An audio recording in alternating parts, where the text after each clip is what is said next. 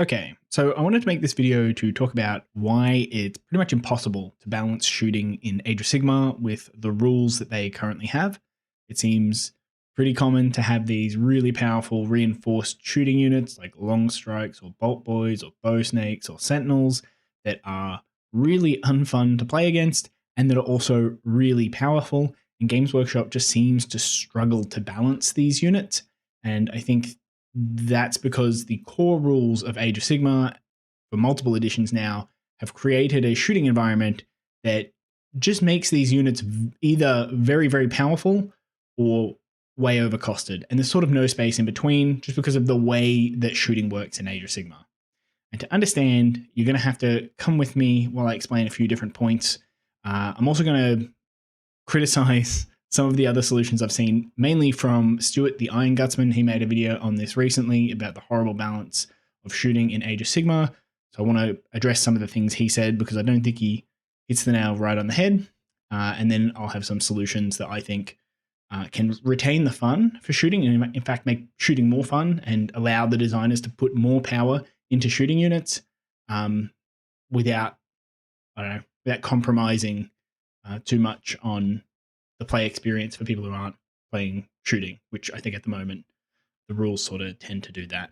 All right, so the first thing to understand is that this analysis is going to look at output and deliverability. And this is sort of part of the power budget of a unit. I hope everyone understands what a power budget is, but if not, if you're a designer, you can imagine I can spend my 200 points, right? I'm designing a 200 point unit. I can spend that 200 points on giving a unit lots of attack power, or I can give it lots of durability or lots of speed, and sort of every point that I spend on giving it power is a point that I can't spend on giving it speed or durability. So I have to sort of balance the unit in terms of how many points it has. Sometimes it makes sense to think of that in terms of a budget from a design perspective. In this case, I'm not going to look at some of the other things that are relevant that do go into that points cost. So things like the number of models, like the capture or control score of the unit, things like whether it can screen or score objectives or any of that sort of stuff. I'm not worried so much about that. I'm mostly looking at the output versus the deliverability, because when we think about shooting units, that's mainly what shooting units do.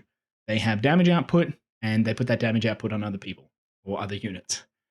So they're the important things to consider. The durability and the movement speed and stuff are less important for them, but I do acknowledge that they will take up some of the points cost of, like, you're paying for some durability on warriors and you're paying for like the ability to put this unit onto an objective or something when we're talking about seekers, and you're not necessarily paying for that on your shooting units.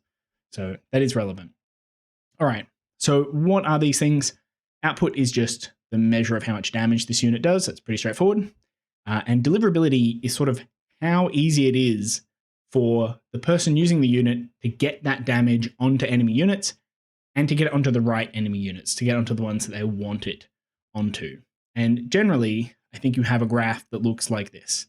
So just to explain, your output is how high up you are in the graph. So here, Chaos Warriors have a pretty high output, and then they've got a pretty low deliverability. And sort of what that is talking about is the fact that Chaos Warriors only move 5 inches. So it's pretty hard to get them to charge into the thing that you want to get them into and then to actually get that damage off. Revenant Seekers, these are the guys that ride on bugs in Sylvaneth. They're a lot more deliverable because they're like movement 12 or 14 or something. But they have a little bit less output, right? They spent some of their power budget on movement, so they get less output. And then you've got like Kernel Hunters with bows. These things shoot 18 and they move 6. So they've got like a threat range of 24, which is quite big. But on top of that, you can shoot over things. You can shoot over enemy units. You can sort of pick which enemy you want to shoot at. You don't have to, like, once you commit to a position on the board with something like Chaos Warriors, you lock yourself out from being able to shoot something different the next turn or attack something different. But with something like Kurnoth with bows, you can shoot at one thing, then shoot at the next thing, and you can reposition really easily with where you're dealing damage. So shooting units are sort of like the peak in terms of deliverability, and in particular these longer range shooting units. All right. So I did chuck these into a damage simulator just to make sure I'm not way off base. And you do see this sort of pattern. This is, maybe we should put this to front. So this is a chart that shows these things. These Chaos Warriors are this purple bar that's the highest one. And then you've got Revenant Seekers, this orange bar here in the middle. And then you've got Kernoth with Bows all the way on the right. So we do have this sloping downwards. As you get more deliverability in your unit, you do pay some output to get that deliverability. I will note, I think one thing in Age of Sigmar, just in general, is that they don't budget things properly. They make deliverability too cheap and output too expensive in terms of deliverability. So one thing to notice about this chart is that the warriors here are doing a lot more damage, but they're doing a lot more damage when they get their bonus. And their bonus is on their war scroll, they get +1 attack if they're contesting an objective that you control. And that means, I've got a 5-inch range, a 5-inch movement unit that has to stand within a 6-inch circle that I have to control, then they get to do this much damage. Otherwise, they do this much damage, a significant amount less. You get the same thing with these Revenant Seekers. They get +1 damage on the charge on their mount, and that's when they're doing this orange bar. Otherwise, it drops down and they get this teal, blue-green looking bar, right? And that blue-green looking bar is almost the same as what Kernoth with Bows get, and Kernoth with Bows get that all the time. So when you're giving up your deliverability, right, you're taking less deliverability to get more damage, often you're not really getting that much more damage. I think that's just one problem in terms of internal balance, that they seem to really struggle with these low deliverability units. Part of the reason is if you just give them a whole bunch of durability, they can be really unfun to play against. There's this time where you play OBR and their guys have like, I don't know, 20 wounds in a unit with a 4-up rerolling save, and you can bring back a bunch of them, and you can just like never move them off the board. It's not very fun to play that sort of game. It's also not very fun to play with units that you can't do anything with.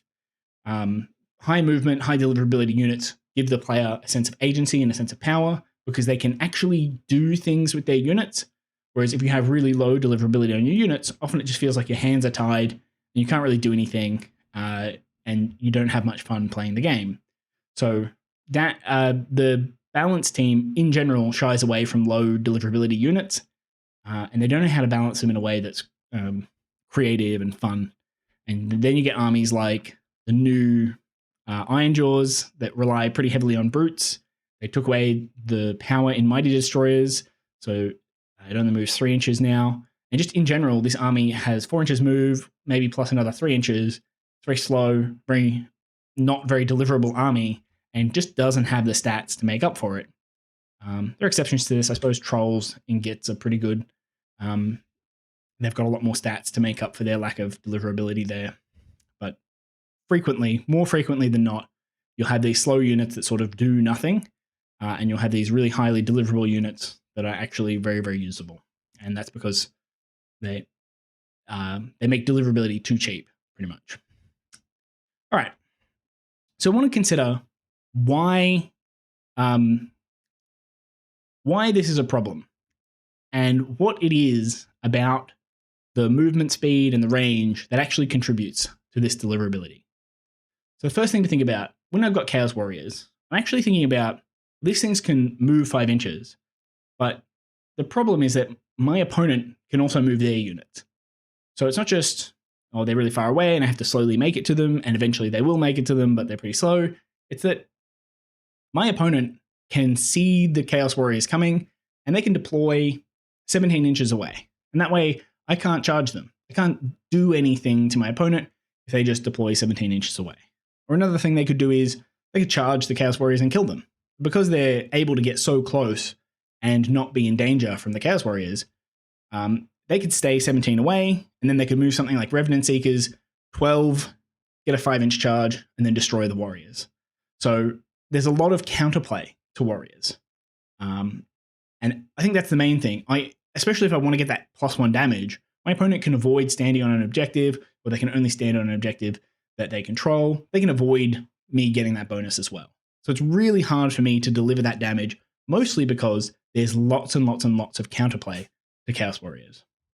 If we look at something like Revenant Seekers, we think about it in terms of counterplay. Revenant Seekers have a lot less counterplay than Chaos Warriors. You can deploy far away from them, but the distance away that you have to deploy is so much greater that the space you have left on the table is really small, and that you're pushing your opponents, if you're the Revenant Seekers player, you're pushing your opponents off the objectives and out of scoring range, because you have to deploy, was it, if they got 12-inch move, it's 12 plus the 12 is like 24 inches. That's a very long range. There are other abilities as well, but just sort of sticking with the War Scrolls, I think that might even be a 14-inch move. That's still a really big increase in the how far back you have to be to counterplay Revenant Seekers. With Chaos Warriors, you can screen them, right? You can, if you've got a valuable unit you want to protect, you can put a less valuable unit in the way, and the Chaos Warriors can't get past them. But Revenant Seekers can fly, so you can charge over screens, and that means it's harder to screen them out. Not impossible, but harder than it is with Chaos Warriors. Very, very easy to screen Chaos Warriors. The coherency helps Revenant Seekers as well. Revenant Seekers come in 3, so when they reinforce, they go up to 6. 6 Revenant Seekers are much easier to move around the board and to get in range of the enemy, whereas 20 Chaos Warriors is a really big footprint unit. When you combine that with the low movement speed, it's very hard to move Chaos Warriors around the board and very easy to get things in the way. So there's less counterplay for Revenant Seekers than there is for Chaos Warriors. And going further down the chain, if we think about Kurnoth Hunters with bows, the counterplay you have is even less than the Revenant Seekers. If your opponent has Kurnoth Hunters with bows, the things that you can do to stop them are, well, you have to be more than 24 inches away, and you can't screen, and with Revenant Seekers, at least if they charge you, they have to put their Revenant Seekers in a place where you could get them next turn, right? If you've got this unit that's really valuable, maybe the Revenant Seekers fly over and destroy it, but now the Revenant Seekers are close to your units, and you could charge them and destroy them in return. So like you have to be wary that your opponent is just going to trade out Revenant Seekers. But that option is not available with Kurnoth Hunters either, right? So these things don't trade properly. You can't screen them out. They push you really far away if you want to get out of range of them. It's very, very difficult in general to do anything about your opponent shooting at you, okay? And that thing we look at in terms of deliverability, but it's actually the same thing as counterplay. It is the inverse of counterplay. So while you've got deliverability going along this way on the bottom of the graph, it is actually identical to counterplay going this way. They are the same thing. They mean the same thing, but are opposites, okay? If you're high deliverability, then you're low counterplay. If you're a high counterplay unit, then you're a low deliverability unit, all right? And that's the fundamental problem. That's why it's not possible to balance shooting units in Age of Sigmar, because if you have a high output unit, or even just an efficient output unit, right? This unit is efficient enough, especially for the points level. It's an efficient unit in terms of output, and it's got no counterplay or very little counterplay. Then that type of unit, essentially what you're saying is, I can take this unit, it deals enough damage that I can destroy my opponent's army, and it has such little counterplay that my opponent can't do anything to stop me from destroying their army. They can't hide properly, they can't do anything about it. And it is this lack of counterplay that makes that negative play experience for shooting units. And it either means that shooting units are pointed really high for their output and they're just not efficient enough to take, or they're not pointed high enough and they have no counterplay and they're a negative play experience and they're really powerful. It's like one or the other, and you can't design them so they're fun and useful without being overpowered. That space doesn't really exist in Age of Sigmar at the moment because of the rules the way they are. All right, so I think that's the problem from my perspective. I want to talk a little bit about Stuart's, the way he thinks about this. Stuart the Iron Gutsman, is a guy on YouTube. He makes videos about game design in Age of Sigmar, and so they're on the same sort of vein as this. I really like his videos, and you should check them out if you haven't. Although, to be fair, if you're watching this video, you've probably almost definitely already seen his. But I do disagree with his conclusions in this case. So I'm trying to summarize. He has a longer video here, but my understanding is that he looks at it kind of like this. We have this meta in Age of Sigmar where you've got sort of like a rock, paper, scissors situation. And rock, paper, scissors design in strategy games is really common. If you look at games like Age of Empires or StarCraft, they have this sort of rock, paper, scissors. I think Age of Empires is probably the most well-known one. And in Age of Empires, it goes archers beat sort of spearmen and infantry because they can kite them. And infantry tend to beat cavalry because they're more efficient than them. They get the spearmen get bonuses against cavalry. And then cavalry tend to beat archers because archers can't kite the cavalry. Okay, so there's this sort of wheel of counters. There's actually loads more in the game. That whole thing is a big web of counters, the same thing in StarCraft. But that's the like basic one that people tend to work with. In Age of Sigmar, it actually goes the opposite direction, at least according to Stuart, and you have this looking sort of thing where shooting tends to do low damage, right? And so it struggles to deal with infantry because infantry have high durability and high damage. And this dotted line here is representing the fact that this is sort of the ideal of how it's supposed to work, but infantry might not be durable enough for this to function properly. Okay, so because one of the recommendations Stuart has is to buff the durability of infantry so that they're better at dealing with shooting. And that's the same thing I was saying up above. Low deliverability units cost too many points because they're not appropriately rewarded in terms of like output or durability for their lack of deliverability. So there's a problem here. Stuart suggests fixing that. But yeah, infantry would counter shooting because they're just so durable that shooting units aren't efficient enough to deal with them. Cavalry are a bit like infantry, but instead of being durable, ideally, cavalry would give up that durability. Oh, sorry, 1 second.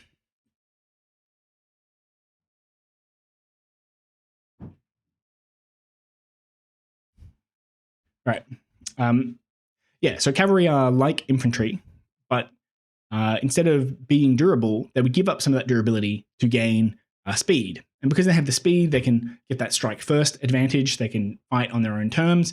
And that means that cavalry will usually destroy infantry. They've got enough damage to destroy infantry, and they've got the movement so that they don't suffer the sort of reprisals from infantry. So cavalry tend to just defeat infantry in Age of Sigmar. And then because you're giving up durability, you're actually a fairly squishy unit. And because you're a squishy unit, the low damage of shooting is not an issue. So shooting tends to be able to deal with cavalry. Okay. I'm not sure if I agree with this analysis from Stuart, but this is kind of the picture that he thinks exists in the game. You've also got artillery. Not everyone has artillery, but the people who do have artillery, it seems like the point is that artillery is really long range. So artillery would be longer range than shooting. So the kind of thing that counters shooting should be artillery, except that, again, Stuart thinks artillery is not strong enough. So artillery is not a good counter at the moment. And so he suggests buffing the damage output of artillery to deal with shooting units. I don't think these are good suggestions. I think the artillery suggestion is really bad, mostly because if you buff artillery to make it deal enough damage, then you're doing this thing, right? You've got a really highly deliverable unit. Artillery is really deliverable because it's really long range. And you're just making it efficient enough in terms of output that you're creating a no counterplay unit that is efficient. So you're just creating an auto win unit. So this solution is not very good. Essentially, you're just replacing shooting with artillery. You're just replacing this problematic unit that's already annoying and powerful, and you're just replacing it with this unit. It'll do the same thing. Artillery becomes the new shooting. I really don't understand why anyone thinks that buffing the damage output of artillery is going to be good for the game in any sense. I know, for example, Vince Venturella is on about this. Every second week, he thinks artillery is just not powerful enough. It's true that it's not powerful enough, but that's because it shouldn't be. Because if it had efficient output, with the amount of deliverability that it currently has, it would just be too good, right? That's the whole problem with this design space. The other problem is Well, are these problems over here? And these are challenges with a lot of the solutions that you might implement to make shooting a bit more engaging, a bit less overpowering. The first problem is non-universality. So not every army has artillery, not every army has shooting, okay? Most armies do have infantry and cavalry, but artillery and shooting are really common things for an army to not have. If you're playing like Slaves to Darkness or Soulblight, like I do, we don't have shooting, okay? And if you don't have shooting, but you've got this rock, paper, scissors design, when I come up against infantry, it's cavalry, remembering the Age of Empires one, when I come up against cavalry, what am I supposed to do about it? I don't have shooting units to counter the cavalry. I have to use infantry or cavalry to do it. Okay. So you have to change the design of armies so that if they have shooting, then I guess they can deal with cavalry. But if they don't have shooting, they need some sort of anti-cavalry technology, okay? Which we don't see much in the game at the moment. They don't seem to make that consideration in any case. When they're designing armies, they sort of look at the models that you have and they just sort of give you rules for them. But Slaves to Darkness don't have spearmen for some reason, right? So we wouldn't have something that would naturally, intuitively have an anti-cavalry bonus, whereas something like Lumineth Realm Lords that already have shooting units that ostensibly counter cavalry in Stuart's analysis, they have spearmen as well. So they don't even need spearmen, but they have both. They've got double anti-cavalry units. So that's one thing. You have to fix this non-universality. If the system is meant to work in a rock, paper, scissors type arrangement, every army needs to have rock and paper and scissors for this to function. They don't all have to be exactly shooting, but they have to be something. So they have to make pretty substantial changes for that to work. The second thing is that this deliverability problem ruins this type of gameplay. What I mean by that is high deliverability units can put their damage where it's supposed to go. That's what deliverability means. And if you've got a high deliverability unit, like a shooting unit, and it's supposed to counter enemy cavalry, then when you have cavalry, how are you supposed to use that cavalry in a way that avoids enemy shooting units? The whole point of this type of gameplay is that I'm trying to keep my infantry away from your cavalry, trying to keep my cavalry away from your shooting. I'm trying to keep my shooting away from your infantry. It's sort of this mess of trying to align your counters to their vulnerabilities while they're trying to align their counters to your vulnerabilities. That's the whole deal. That's what you're doing when you play rock, paper, scissors. You're trying to play rock when they play scissors and trying to play paper when they play rock. That's the whole trick of the game. And that should be the same thing in Age of Sigmar as well. But if your opponent can always play the right thing, right? If they're playing shooting and that always beats your cavalry because there's no way you can go to hide your cavalry, there's nothing you can do to protect your cavalry from being shot at, this rock, paper, scissors design still just means that shooting is better. It's like if you played rock, paper, scissors, but you don't lose to rock when you play scissors. Scissors still beats paper, but it doesn't lose to rock. Well, you're just going to play scissors every time. It's just a better unit, right? It's just a better choice. You just can't lose the game. And it's the same sort of thing that's happening. This deliverability problem means that there's no gameplay to be had in this type of rock, paper, scissors game, even if you patch up these weaknesses. Okay? The same sort of thing happens with, like, you don't have to do it in terms of unit roles. Like, you could even, in this sort of system, you could use unit keywords to have a balancing system here where you have, like, if you wanted infantry to counter shooting, you could say infantry, anything with the infantry keyword gets like +1 armor save against missile attacks. And then you could have like cavalry get +1 damage on the charge against infantry. And I don't know, shooting units get some sort of bonus against cavalry. Who knows what it is, but you could like keyword it in and just have this as an integral part of the game rather than at a war scroll level. You can have it as a bit like how we have the anti-X +1 rend, but codify that a bit more strictly. But you could do it a different way in terms of like unit roles a little bit. You can have, for example, like little buff heroes. You used to have this in the past where shooting units would be a really good counter to 5 wound buff heroes because we didn't have guarded hero or lookout sir or whatever. It was really easy to destroy these types of heroes. And you would see units like, I think Fire Slayers have one where if they're wholly within range of one of their foot heroes, they get a really powerful ward save. And the idea was you would shoot that foot hero because destroying the entire unit while it has that ward save is kind of not feasible. It's a really powerful buff. But this balance was an issue if you didn't have shooting. Okay, you didn't have a way to deal with this guy. So non-universality is still a problem. But also, if you are playing one of those armies that has those little buff heroes, the receiving end was like when I was playing Soulblight, for example, and I have my Vampire Lord that gives +1 attack to my skeletons. The skeletons are useless without him. On the receiving end, I have no counterplay to that Vampire Lord getting shot. I can't do anything when you can just kill him. Right? And that's how the game exists right now, just not with those small buff heroes. It works with the big buff heroes. When I play Manfred or Neferata, I can't do anything about them getting killed by bolt boys or long strikes. They just die. I can't hide them. I can't screen them. I can't do anything about it. I have no counterplay.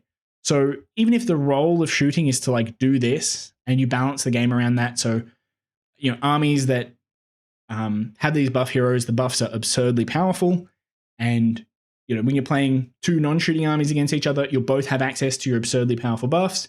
And when you're playing a shooting army against a shooting army, well, you're going to have really weak units because you're expecting to face the debuffed version, right? So shooting versus shooting, it should even out. When you play shooting versus non-shooting, right, the shooting units will be weak in general. The units in the shooting army will be weak, but they'll be able to kill the buffing units, and the army that relies on those buffs will also be weak because all their buffing heroes will be gone. And so the game will be kind of balanced. You can have that setup, but you still need some sort of play and counterplay so that the army relying on the buff heroes can do something about the shooting units killing them, and so that the army relying on shooting them has some sort of gameplay involved in killing those. It's not just like an automatic, oh, I'll shoot that every turn type of thing, which it is at the moment, or it was in 3rd edition or 2nd edition. Okay. So this is the big problem with most of the balance solutions. I want to look at some solutions that should work, given that this is the problem, that there's not enough counterplay in terms of shooting. Right? Counterplay is a really, really valuable thing because if you add counterplay, you can make the unit really powerful and really fun at the same time. Because if something has a lot of counterplay, to get that power, you have to play with it well. You have to deny your opponent the ability to counterplay it, even though there is options available for them. And when you play with your units really well, you get to exploit the power of them while hiding or preventing your opponent from exploiting the vulnerability in them. That's why it's fun to have these sorts of units. All right. So solutions, these first two that are in blue, these are things that they did in the most recent edition. They're not necessarily things that I think are great solutions, but they're things that they do reduce the deliverability. They do increase the counterplay for shooting units. And they're the ones that they actually did implement. So we've got lower ranges. I think this is mostly just size compression. The whole battlefield got smaller and they made movement ranges shorter. So I think this is just part of that. They're lowering the range of everything, but it does serve to reduce the deliverability of your shooting units, so it kind of increases the counterplay. Another thing you can do here is multiple ranges. So things like Sentinels have multiple ranges at the moment. They've got a really long range thing, which is a bit less damage, and then a closer range thing where they do more damage. I think Bolt Boys work the same way. They've got a long range one where they stand still, and a short range one when they've moved. And having these different ranges gives your opponent a bit more counterplay, a bit more wiggle room about how much damage they want to take from your shooting units. Can't shoot in melee. I like this change. Actually, can't shoot in melee for most of the bow units. The problem is that the counter to your shooting unit being engaged in melee is more shooting units. So if you imagine you have 2 units of Sentinels, really big units of Sentinels, and I managed to get into combat with one of them with some Fellbats, then the way you're going to react is by using one of your units, using the not engaged unit of Sentinels, to shoot and kill the Fellbats. And then the second unit of Sentinels that was in combat now isn't in combat, and it's still the shooting phase. So you can still shoot with that unit of Sentinels. So instead of preventing you from shooting, I've actually just forced you to shoot at the unit that you're in combat with, which is how it worked in the previous edition anyway. And it's not a very useful counter because I'm not reducing the damage output that you're getting from shooting. I'm just sort of changing which target that you have to shoot, which is a much smaller advantage to get for sacrificing units, pretty much. 3 targeting restrictions. I think things like if you were only allowed to shoot the closest enemy unit, that might be too strong a targeting restriction. But that kind of thing where maybe you could have it as a range-based thing. So within 12, you can shoot whatever you want, but anything that's more than 12 inches away, you have to shoot the closest enemy unit.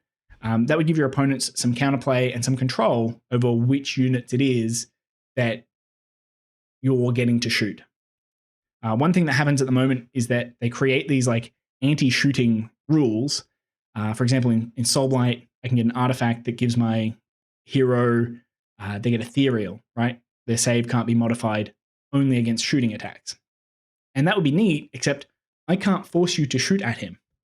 And because your unit is really highly deliverable, because you can shoot whatever you want and you've got really long range, you can just pick something else to shoot at.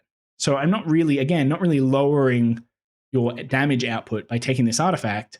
I am changing which things are beneficial for you to target, but because you have that inbuilt advantage of being able to target the thing you want to, these buffs are always way, way, way weaker than they appear on paper. Changing shooting timing. This one's a little orthogonal. I'm not sure it exactly lowers deliverability, but I think there's some interesting play in changing shooting timing. So one of them might be move the shooting phase in front of the movement phase. So you have to shoot before you move. This essentially lowers the range of all the shooting units by their movement distance. So you can't like move 6 and then shoot 18. It makes it easier for opponents to gauge where they can stand. And in general means that they can stand in more places on the board because your range is shorter. But it also gives you a powerful ability as the shooting player. You can shoot and then move away. You can kite your opponents, which I think might be a more healthy version of shooting than screening out, like moving into range and screening out your shooting units and just trying to shoot every turn. I think it would make more sense that the shooting units sort of are efficient by giving ground and keeping away from the enemy rather than the way they play at the moment. It also cuts out the teleporting then shooting, which is a particularly problematic thing. With melee units, it seems like we recognize that being able to teleport the unit and then get into combat is too powerful of a move. So we give them this 9-inch distance to say like, yeah, maybe you can get in combat, but it's very hard for you to do. It's very risky for you to do. And in general, you probably shouldn't teleport to get a 9-inch charge. That's usually a bad play to make. But then when it comes to shooting, the game designers think, fuck it. Like, we'll just allow it. That's confusing to me. Seems like if it's too powerful to use shooting to get into range, to use teleporting to get into range for melee, it might also be too powerful to do that with shooting units as well. Moving the shooting timing allows you the different play of shooting first and then teleporting away, but you don't have that teleporting into range and then shooting. So you sort of know your units are safe. There are other places you can move it as well. You can move shooting so that it occurs in the fight step or after the charge phase. These things, I'm not sure how much they affect like deliverability exactly, but there's some like downsides to if you had to use a fight activation to shoot with one of your units, it adds a little bit more counterplay in some weird spots for opponents to be able to take advantage of. Their units will be alive a bit longer and they'll have a chance to fight before they get shot down in some circumstances. 5, add or improve the terrain rules. So obviously terrain rules in Age of Sigmar are hard to take advantage of. The big culprit here is there's one rule about line of sight, where if you can draw a line of sight from your shooting unit to the target unit that doesn't go over terrain from any model in either unit, then the whole unit can see the whole target unit and they don't get benefits from terrain. The other one here is, I suppose, monsters don't get the advantage of terrain. So it's very hard to hide units from enemy shooting, pretty much. The way the terrain rules are designed. I was really excited for the changes. They're definitely much better than the previous edition's terrain rules, but they're still very hard to access, in particular to defend against shooting. They're a bit more useful in other cases, but yeah, still very, very difficult to protect yourself from shooting using terrain or cover. I think they could improve that. 6 is allowing screens to work against shooting. I think this one is probably my favorite potential change that they could make. Screens are a big part of Age of Sigmar, and you screen out enemy melee units. The whole game is about positioning, and I think this is just another bit of play and counterplay where you're trying to protect yourself by putting units in front of other units. It makes a bit of thematic sense as well. If you're shooting the unit in front, then it's easier to see it and range it and to shoot it directly. But if you're shooting a unit behind another unit, it's harder to see it, harder to range it, harder to see what sort of damage you're doing and all that sort of stuff. So there would be some sort of penalty involved in that. And I've got an example for how this particular buff or particular change would work.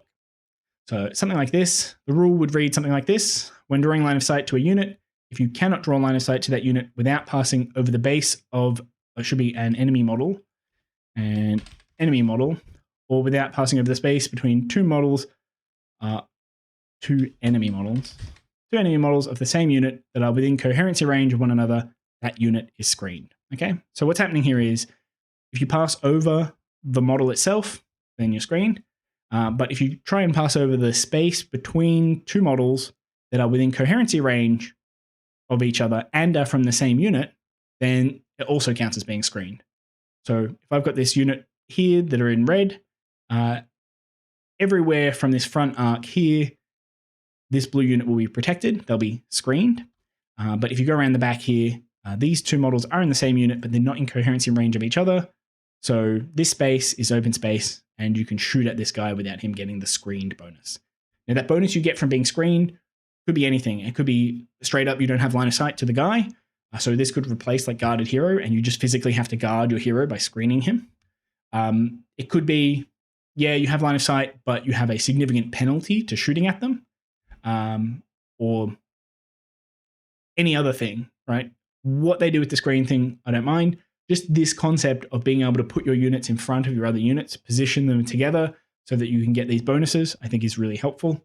And expanding that out beyond guarded hero and just saying, oh, if I'm within 3 or whatever, I think would be good for Age of Sigmar in general. Movement restrictions. This one's really, really boring and unfun. People like being able to move their units. One of the really pleasing things about Age of Sigmar is that you can move and shoot and you don't have to worry about all of this sort of stuff. Same thing with like the targeting restrictions, like not being able to shoot into combat and stuff. It is nice and liberating when you come from other game systems and the shooting stuff is so unrestricted. But I also think that this problem of a lack of counterplay is a big problem that you should address with restrictions. And I think that adding restrictions allows you to play a lot more with the exception-based design, where, like, for example, run and charge feels really good. If you have a unit that has run and charge, that feels like a really powerful ability because normally you can't run and charge. The restriction creates the space to design units that are powerful precisely because they exempt themselves from this restriction. So if you normally can't move and shoot, then it's more interesting that Vigilors can move and shoot. Or it makes more thematic in my mind that things like cannons would have a really high damage output, but that they wouldn't be able to move and shoot. That these things can't, at the moment they only have like 3 inches movement anyway, but in general, that these things are powerful and heavy and big things, but that they would have all of the restrictions on them, right? If they could only shoot the closest target and they couldn't move and shoot, like cannons had these really big restrictions. Opponents were able to screen against cannons, but they just did a lot of damage. That would make thematic sense to me. And then other shooting units would, maybe you can't screen against this unit, or maybe they can shoot things that aren't the closest unit, or maybe they can move and shoot, or some combination of any of those things because they're not as big and bulky as a cannon. And so they get these sort of other benefits while doing maybe a little bit less damage. They pay some damage to get those benefits. I think that design space for shooting units would be more interesting and more compelling than what we get now, which is the only things you consider are the range of the unit and its damage output. And like that's about it. And just cannons are just bad because they have low output. Change buff targets. This one's sort of hard to explain. Because shooting units stay on your side of the board when they fight, it's really, really easy to use buffs on shooting units. Most buffs in the game are like wholly within, so you'll have some hero and you have to keep your unit wholly within whatever of that hero. And shooting units can do that and still shoot. This is part of the reason priority target was really good as well. Sorry, I'll get to priority target. Whereas with melee units, like if I'm buffing my Chaos Warriors, I want to give them a ward with my Sorcerer Lord. Well, firstly, the Warriors have to start near the Sorcerer Lord, and they have to end in combat with an enemy unit. That's just inherently hard to do in a way that shooting units is not hard to do. And when I do that with my Chaos Warriors, they usually charge off, and it's dangerous for me to get the Sorcerer Lord to follow them along. So I might keep the Sorcerer Lord back, but that means that I can't buff them in future turns. With shooting units, you can just shoot over and over and over again. Okay. The thing I mentioned about priority target, I was getting ahead of myself a little bit.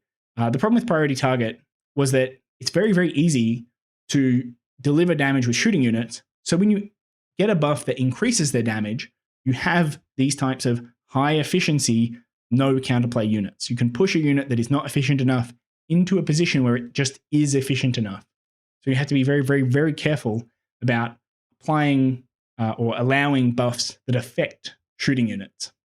And like what I mentioned earlier with the Vampire Lord and Zombie Dragon, with that artifact that you get ethereal against enemy shooting attacks, if you have debuffs, like for example, Neferata has one, you get -1 to be hit for units that are wholly within 6 of Neferata. But it doesn't work against shooting attacks. And it's weird that it doesn't work against shooting attacks because shooting units, again, already have this deliverability advantage where they could just shoot something else if they want. Whereas melee units, they get stuck in combat with Neferata. Neferata charges them or whatever. They can't not fight them. Like they're stuck there. So the -1 to hit bonus or penalty, whatever it is, that Neferata is giving out is more powerful against melee units than it is against shooting units. So you don't need to add that extra rider that it doesn't even work against shooting attacks. Why would you do that? Let it work against shooting attacks. It doesn't make any sense. There are lots and lots of buffs in the game that have these sort of general like debuffs that don't work against shooting, things that target friendly units. You could move them so you're going to target enemy units instead, right? Instead of giving my unit +1 to hit, I pick an enemy unit and then we get +1 to hit when we attack that enemy unit. That's also hard for melee units to use. But I think in general, that's the kind of thing, if you've got a buff that works on shooting units, it should be the kind of thing where you mark an enemy target, not the kind of thing where you stand wholly within 12 of some hero or something, right? Last one, damage differentiation. This is a big thing in 40k. They've got, for example, there's no damage spillover. So if you've got like a big railgun or something, it won't kill 10 guardsmen, even though it's a damage 10 weapon. It'll only kill one of them and you lose the damage spillover. The advantage of this system is in conjunction with terrain rules, you have these like corridors of line of sight in the game, and I can hide my tank from your railgun, but I'm allowed to still access that corridor of line of sight with my infantry, right? You can waste railgun shots at my guardsmen all day long, and I just don't care about them. So it gives me more counterplay because the weapon isn't universally powerful. Whereas if you have just a shooting attack that just does a ton of damage to whatever it wants, which is how Age of Sigmar works, there's no way I can position or use any of these other tools that we might be adding to like take a big advantage of that fact, because the damage is just going to be universally useful against whatever target. Even if I force you to shoot a different target, you're still just going to get really efficient damage on that target instead. So it doesn't help that much. So having some sort of damage differentiation, maybe making like shooting units not have a lot of rend or something. I don't know. There might be something you can do there. This runs into sort of these problems a little bit, where like if you took all the rend off shooting units, then shooting units would be really good against armies that have low armor saves, but then just really bad against armies that have high armor saves. Because when you build an army, often you don't build an army that just has a mix of armor saves and a mix of unit types. You'll often have one of the same unit type. So I'm not sure how good this one is, right? But these are the kinds of solutions that you would need to look at. And pretty much every one of these solutions is going to reduce the deliverability of shooting units and thereby increase their counterplay. And when you do that, you can often increase the damage output, right? You can, if you put in some of these sorts of restrictions, if you said, well, this unit has to shoot the closest unit and you can screen against it, which I'm not sure how those two exactly line up. And you can't move while you shoot it, and you can't shoot into combat. Well, now I can make your cannon pretty powerful. Now I can make the cannon like do efficient damage because your opponent can do something about it, right? They can stop the cannon from blowing away their most important units because there's like some restrictions that they can take advantage of, and tactically they can play around your shooting units.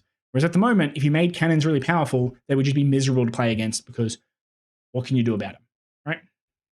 So that's the kind of thing that I think would improve Age of Sigmar's shooting design.